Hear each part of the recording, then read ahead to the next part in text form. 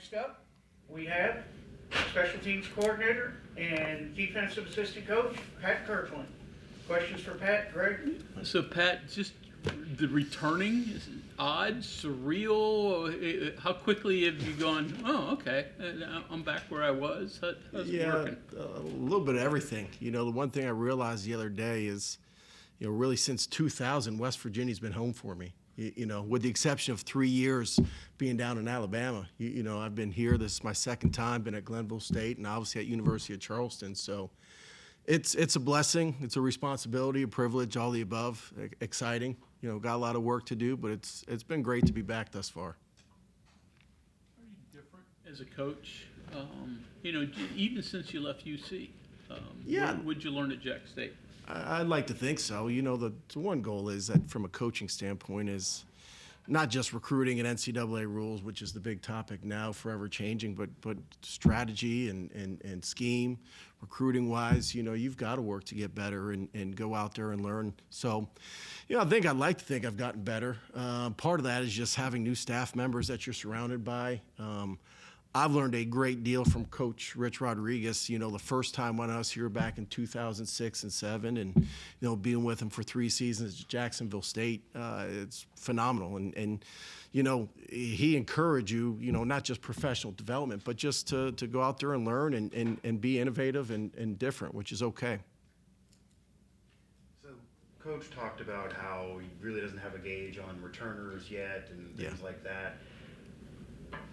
Based on being in the spring, what are you doing in that aspect? What are you kind of working on? What are you trying to figure out? If he doesn't really have an idea and he just kind of joke that they're just catching the football but not able to say anything else on it right now, what are you doing in terms of your workload to try to figure out who maybe returners could be? Yeah, big part of it is, I mean, you've got a balanced scheme and evaluation. And I think schematically, you know, when the special teams, we're I don't want to say we're keeping it simple, but we're getting better at the technique stuff. A big part of my responsibility, you know, this spring and really since, you know, got here in January, is just evaluating the personnel that we have. And that's just not kickers and returners and, you know, guys that can snap and hold, but, you know, guys that can get down there and cover kicks and block and have a mentality and the accountability that you need in the kicking game. You know, because it is, you know, we're anywhere between 18 to 20% of the snaps in a game are related to the kicking game. So we've got to make sure we've got personnel that not just fit our scheme, but also the mentality and the accountability that we need to have in that kicking game. How much has your head coaching experience helped you now? And this is like just running that program, and now how does that help you, you know, move into this spot? Yeah, I think I grew up a lot as a head coach. You know, with 10 seasons, I was different, you know, towards the back end of it. I think initially I was a little more of a micromanager and wanted to which is okay, you know, but then I really was around some coaches that had been with me for a while and started to delegate a little bit more and give them more responsibility. I think it's helped me now with just being able to juggle, you know, when you're a special teams coordinator, you've got, you know, not just one unit, you've got, you know, really 6 responsibilities, different units that you have, which means 6 different personnel groupings. And, you know, one thing I've always been really impressed with Coach Rod is he surrounds himself with really good people first that are accountable and have great initiative. And so we've got some guys that have really, you know, just started and moved forward quickly with the evaluation and just the coaching process. You look at the players that you are trying to identify for some special team spots. Obviously, you got different ones. You've got protectors. You've got guys getting downfield covering. Physical attributes any different from things that they might show in, you know, regular reps, offense, defense reps? What are you looking for? Yeah, I mean, there's definitely a mentality. You know, it's funny you say that. You know, it's back when I was in Alabama at Jacksonville State. You know, we're speaking down at this third down clinic just about. Everybody said, hey, you want the best athletes out there, the fastest guys on defense on third down. And, you know, really you want the guys that are accountable, that can make adjustments, you know, that aren't going to have mental busts. That carries over, that philosophy really into the special teams and the kicking game. It's such a big play, you know, and I think we're going to be aggressive with our philosophy in the kicking game, but you need guys that you can trust to go out there and execute at a high level. Not just can run down there and make plays, but also have the ability to make adjustments and that you can count on.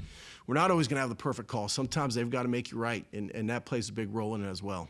There's some guys that might not be the fastest guy or the whatever, but avoiding blockers, just have a sense of where they are on the field, that stand out, that earn spots on those teams? Absolutely. There's a lot of snaps in a game, and it's a long season. It used to be years ago you played 10 games and maybe another one, and now it's a long season. You got to prepare for that. We want to play a lot of bodies. And a big role of that is putting guys, on the teams, special teams that can play a lot of snaps, and that does play a role in the evaluation of which guys are going to be on those units, what they're doing on offense and defense. You hear philosophies of special teams like Beamer ball. Sure. I think at Kansas State. Some people view it as a way to get an advantage. Other people maybe view it as a way, don't kill yourself. Where does that fall? Where does that philosophy fall with you?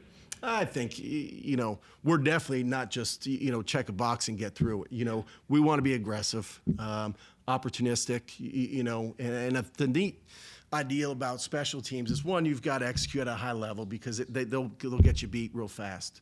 But you also have the ability to take advantage. And, each week, probably one of the biggest things that we have to do is just self-scout. What did we do the last 2 weeks that they're seeing on film? What can we do better, and how can we change it up without changing the philosophy and the scheme as a whole?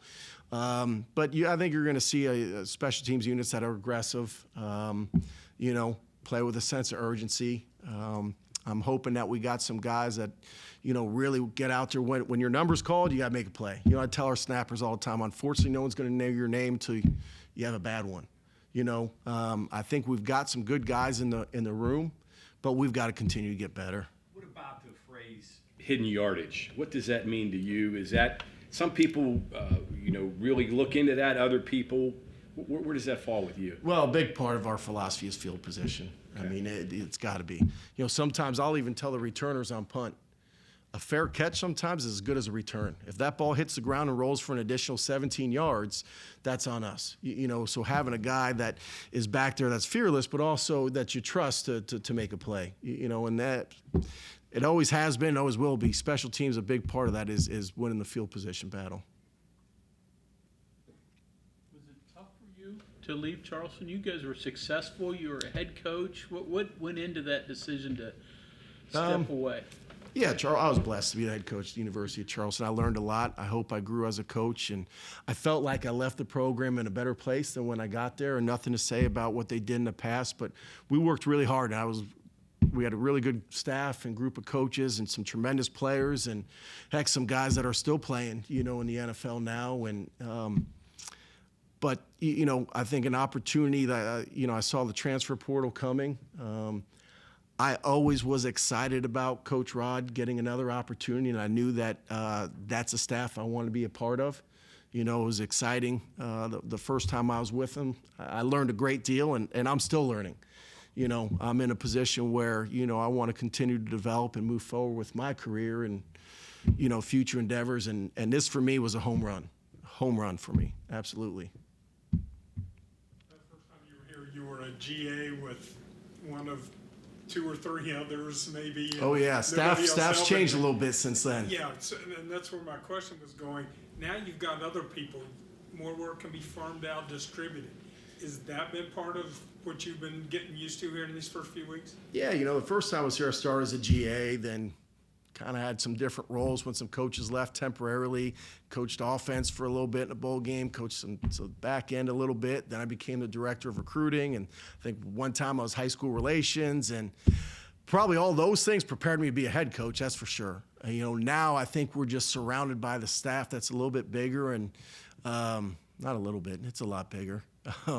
But I think, it's exciting because, handling the special teams, I get to deal with every position, with the exception of, maybe a couple of big kids and the quarterbacks that aren't involved. I'm dealing with everybody and get a chance to evaluate and recruit for all positions. So to me, this is a great opportunity. Hey, Pat, what do you mean by I saw the transfer portal coming? That sounds ominous. What's that? What did you mean by I saw the transfer portal coming? Oh, not a solid, just that it's coming. Yeah, but that sounds like you probably understandably concerned about the effect that might have had, but that was, Oh, when I was at Charleston, Yeah, you mean? Yeah. I thought we had some really good players at Charleston. When the portal opened up, I knew every year we were going to replace the roster at that level. Whether it was an FCS team or an FBS school coming to take some of our better players, it was, I didn't think that was avoidable, and I felt it'd be tough each year to have to replace a whole roster. And was it the role, the main reason I left? No, but it did play a role with that. Has it made you more resourceful? Has it made you a better coach? Absolutely. Yep. In what ways? I think one, just from the recruiting piece, that you got to be dynamic and you've got to educate these guys on what the school has to offer and what you can. How are they going to be more marketable in your program? What can you do for them? Which is a big piece of it now. The nice thing about West Virginia is, I've always said this: if academics is important to you and you want to have an opportunity to compete for championships in a tremendous environment, to me, this is a home run. And that's why it's exciting to be back. And I thought this was an attractive place, obviously, for potential student athletes to be at. And we've got the track record, and we've got the guys that have gone on to create value for themselves and pursue NFL careers, and that's what players want to hear now. One other quick about the evaluation part of it. Obviously, you're evaluating to establish your roster. Sure. Okay. And then you're evaluating who can do what. Do the schemes kind of in flux until you can figure out, okay, who do we got, what can they do, and then go from there? Is that how it works? Yeah, I think that's a philosophy of coaching. Some guys are, hey, this is my scheme, and I'm going to recruit to that scheme. But at the same time, our number one goal is not to lead, the Big 12 in return yards or number of kicks, blocks. We want to lead the Big 12 in wins, at the end of the day. So whatever we've got to do to put our players in the best position to be successful in the kicking game is what we're going to do. So I guess to summarize that answer, yeah, our scheme's going to reflect the guys that we've got in those rooms. We're going to speak to Rodney here soon. What do you think of him as a player or receiver here in the last couple of years? But there was a thought of him becoming the returner this season with the old staff. I know Rod hasn't figured any of that out yet. Sure. But what do you think of him, his ability to maybe be a returner? He's obviously a full-on athlete from what he did in high Yeah, school. I mean, he's got the potential to be a tremendous returner. He's got great ball skills. He's dynamic. But, we're evaluating. I think we've got, anywhere from 5 to 7 guys that we're looking at to play that role. And, obviously, ultimately, Coach Rod will make that decision, but we're far from having to make that decision right now. Do you ever have any hesitation on having somebody be your main returner if they're going to be really relied upon with the offensive side of the ball? Would you rather be somebody that's more their specialty and they're trying to find a niche there, or a top player on offense also doing it? No. I remember this was years ago. Noel Devine was playing, and he was a pretty successful tailback, and we had him back there at kickoff return. And I was speaking down, I think it was the Charleston fan club, and the couple guys said, doesn't it make you nervous to have your starting tailback back there returning kicks? I said, it does, but it also makes the opponent nervous. So in my mind, if we've got the blessing from the head coach to put the best person back there, that's who we want. you got a defensive background as a player and a coach. I'm sure as head coach you did some special teams, right? But pretty Yeah. spread out. But like to become Yep. a coordinator at Jacksonville State on special teams, I'm not sure how new or different it was, but different challenge for you, different. Yeah. The biggest challenge about being a coordinator in special teams is that each week you're playing a new opponent.